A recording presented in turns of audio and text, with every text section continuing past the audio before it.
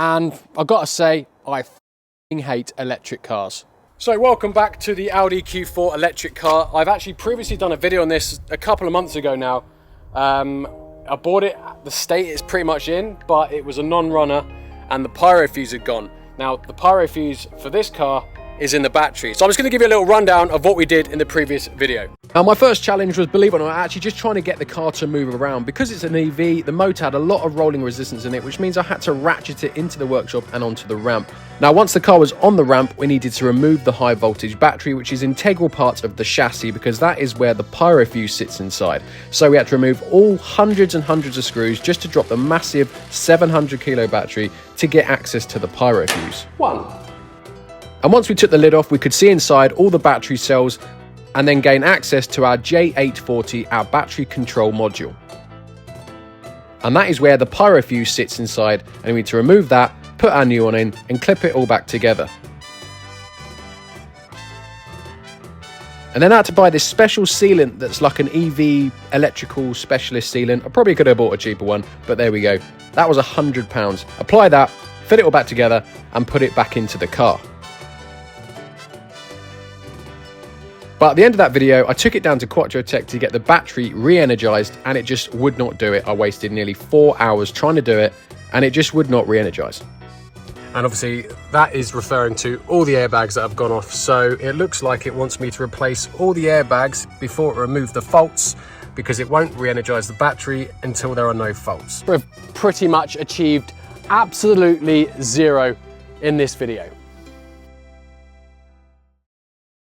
I wasn't sure if I was going to continue building this or not because I didn't know if anyone would be interested in rebuilding an electric car, but overwhelmingly you all did want me to rebuild it. So here we are and we're going to finish it off in today's video. And to finish it off, I have bought me a donor car, which is another Q4 with a front end intact. So let's go check out that first. So this is pretty much an identical car, but in like a no, it's not Daytona grey, it's like a, what's the grey called? Nardo grey. It's a sport, it's exactly the same, it's just in a different colour.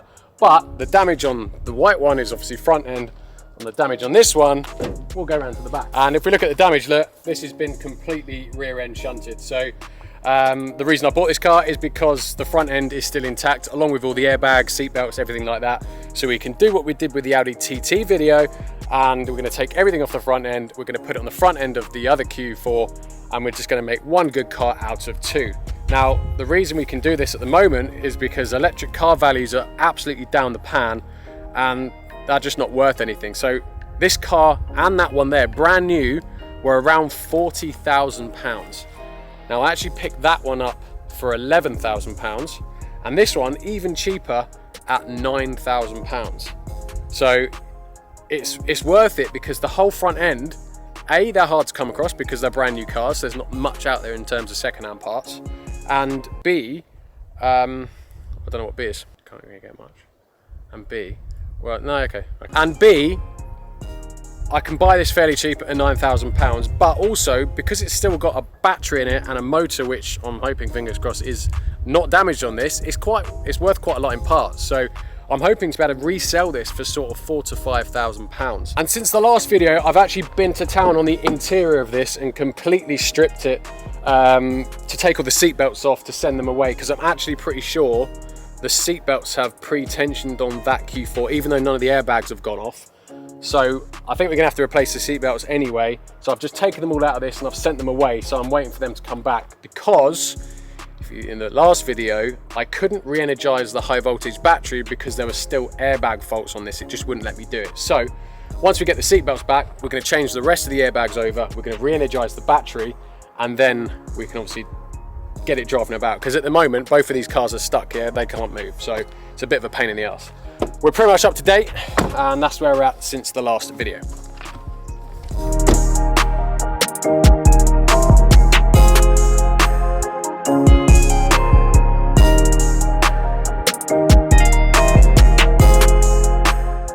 And guys, don't forget the SVR is back on Compete for Cars because the previous winner chose the cash alternative, and it has just got back from the body shop and managed to gather half a tree by the looks of it.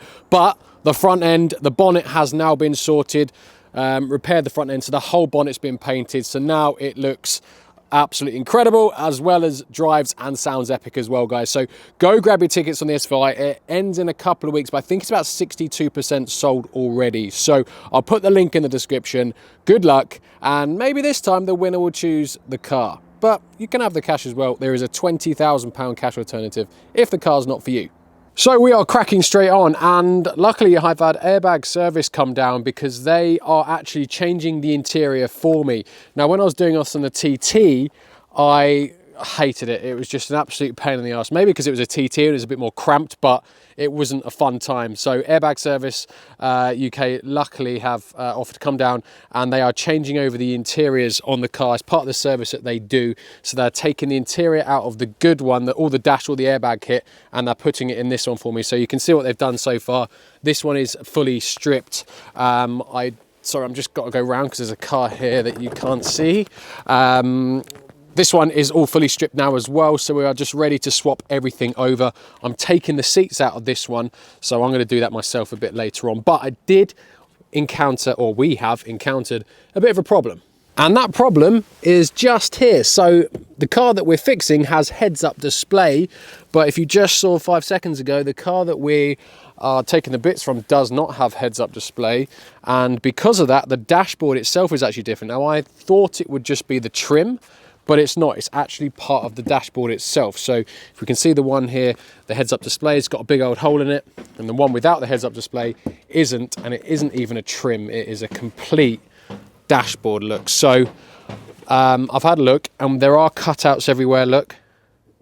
So what we can do is cut out this bit, the dash, so then the heads-up display will work, because what goes over this is actually a trim. So in all these holes here, a trim actually goes over the top, so we can cut it out just like that, and then we can put the trim over the top. So I think that's probably the best thing to do, because otherwise we've got to find another dashboard that's got a heads-up display, which may be quite difficult.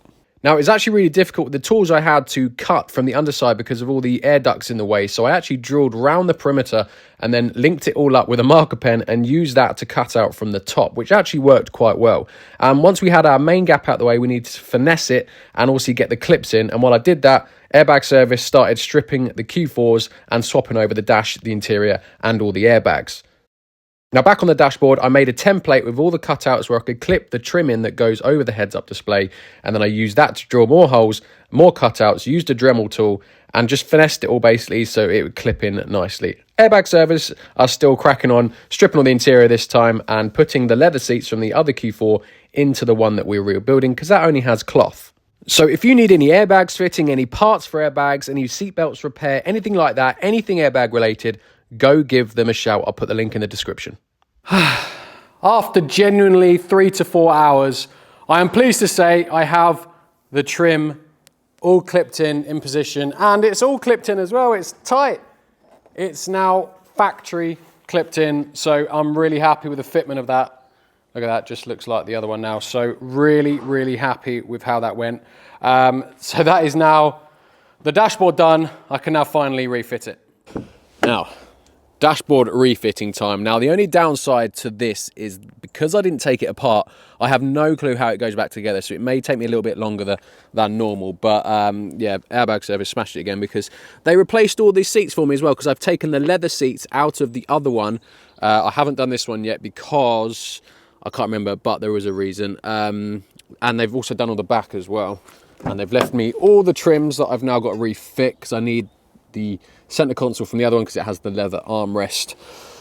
But for now, I just want to get the airbags all plumbed in so I can get rid of all the code saying there's no airbag issues, and then hopefully we can take the car down and get the battery re-energized so we can finally drive it about. So let's try and get that dashboard in, and hopefully my heads-up display isn't going to be an issue. So starting from the passenger side, I just slid the dash over the top under the windscreen, slotted it into position, and it actually went in absolutely fine. Although what I didn't show you is I had to take it all back out again because there was a wire that I needed for the speaker in the center top of the dash that got trapped, and I just couldn't get it. So I had to take it all back out again to redo that. But otherwise, fine. That was quite easy. I'll take that. I think that's one of the benefits to basically, there's just screens now. So like the virtual cockpit isn't this massive display anymore. It's literally just a tiny little screen. Same with the infotainment. It's just a screen, and the main gubbins now is like in the glove box. So I think that benefits stuff like this. So now I'm just going to connect up what I can see, obviously, and plug the airbags in. So once again, we're winching the car onto the trailer, taking it down to Quattrotech, and fingers crossed we can get the high voltage battery re-energized. Take two.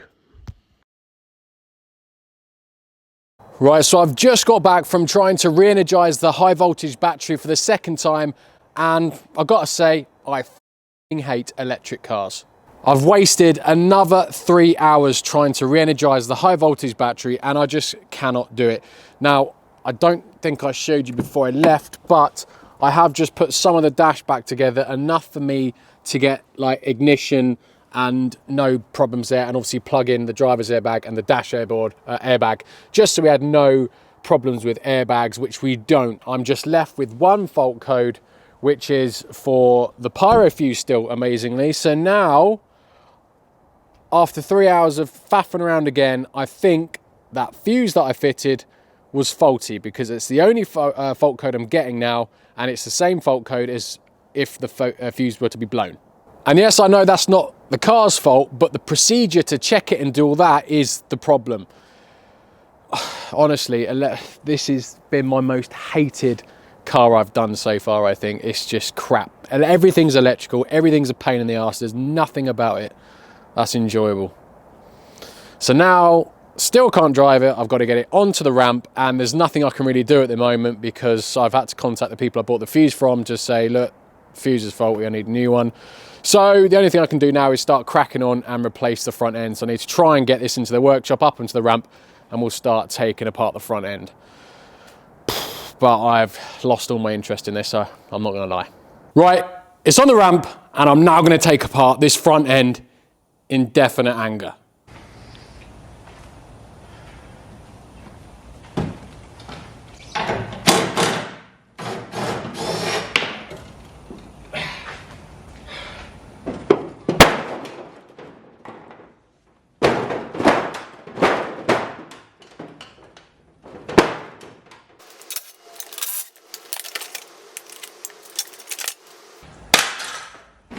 I don't think that's the way you get it out.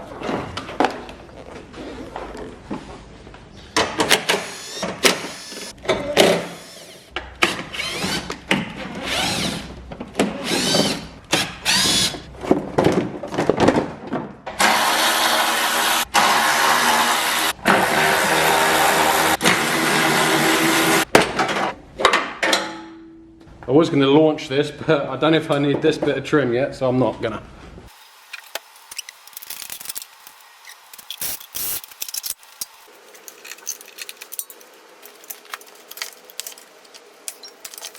So with all my wiring now detached, I can remove the main bolts from my crash bar, which is all a massive metal frame, and take it off the front of the rudder pack and just get it out of the way. Bonnet handle. I mean, that's broke off, so I don't need to worry too much about that one. And then I think I'm going to remove this cross brace here. It's not damaged. I'm 90% sure it's not damaged. But a way to verify that is I'm just going to fit the one from the other car, and then at least I know that we're all good. So I'm just going to do that.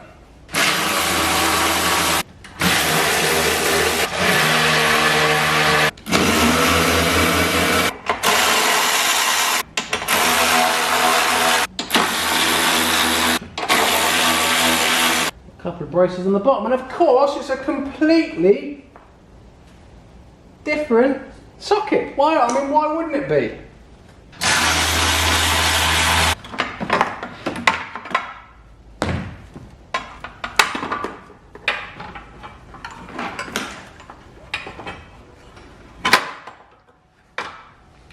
And I think we're just about there now. Everything's stripped down damage-wise. I've just gone and done all my measurements just to double check. Chassis legs are all good, the same distance apart as the grey one outside. Everything else is good. I'm happy I've removed all the damage now. The only thing I will probably remove is this little bracket here. I don't think it's bent, but just because I can replace it, I'm going to. And I'm probably just going to replace these little side bits here as well, and the bonnet hinges as well. Just because I can, I may as well. I don't think they're bent, but I may as well just replace them.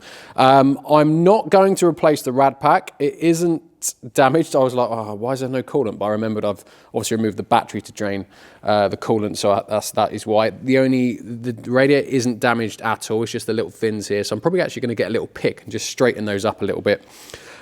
Main reason is because I don't want to have to ungas the aircon and regas it, because it's expensive stuff now, so it's like 100 quid a pop. So I'm going to leave that like it is.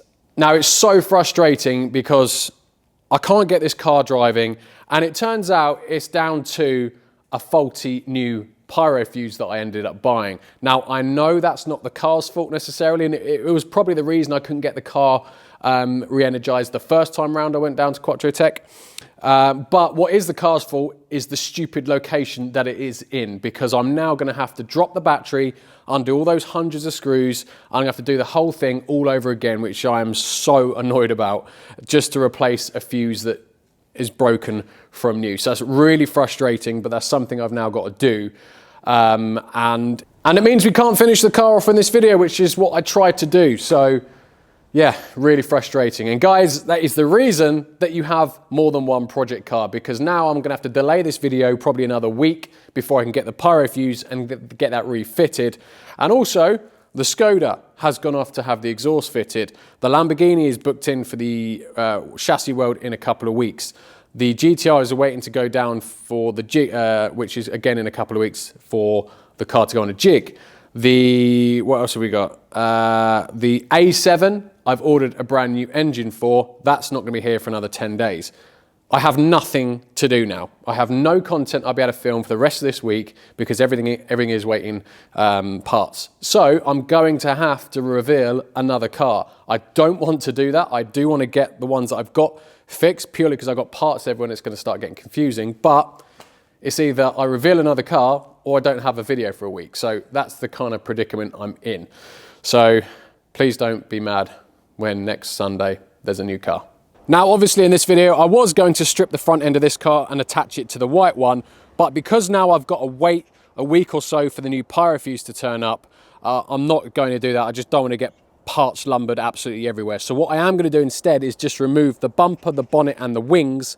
I'm going to take them down to the body shop and start the process, and they're going to paint them obviously the correct color. So at least that is done. And then everything else I'm going to then remove and refit once we can get the car energized. Because I'm going to have to push it back out the workshop again.